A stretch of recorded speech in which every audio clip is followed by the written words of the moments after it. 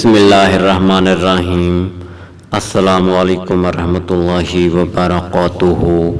امید کرتا ہوں آپ تمام دوست اللہ تعالیٰ کی رحمت سے ٹھیک ٹھاک ہوں گے۔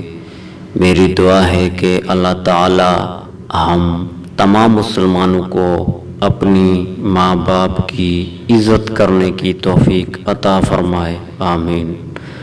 حضرت علی رضی اللہ عنہ اور قلعہ کا دروازہ معرکہ جاری تھا اور موت سروں پر منڈلا رہی تھی۔ حضرت علی رضی اللہ عنہ شوق شہادت میں آگے بڑھے اور میدان کارزار میں اپنی جان کی بازی لگاتے ہوئے بغیر کسی تردد کے لڑنے لگے، یہاں تک کہ آپ رضی اللہ عنہ نے بہت سے یہودیوں کو ٹھکانے لگا دیا۔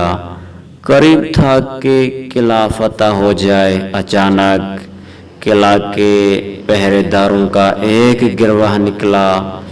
اس گروہ کے ایک آدمی نے آپ رضی اللہ عنہ پر اس زور کا وار کیا کہ آپ رضی اللہ عنہ کے ہاتھ سے ڈھال گر گئی۔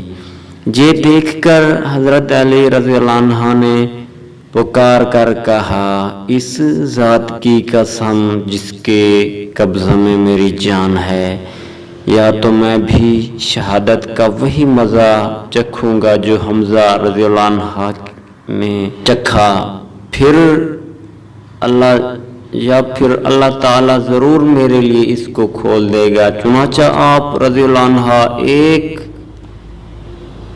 شیر کی طرح پرانے دروازے کی طرف جلدی سے دوڑے جو قلعہ کے پاس پڑا ہوا تھا۔ اس دروازے کو اٹھایا اور اس کو ڈھال کی طرح اپنے بچاؤ کا ذریعہ بنایا۔ جب تک لڑتے رہے وہ دروازہ آپ رضی اللہ عنہ کے ہاتھ میں ہی رہا، یہاں تک کہ اللہ تعالیٰ نے آپ رضی اللہ عنہ کے ہاتھ پر اس قلعہ کو فتح فرمایا تو پھر اس دروازے کو پھینک دیا۔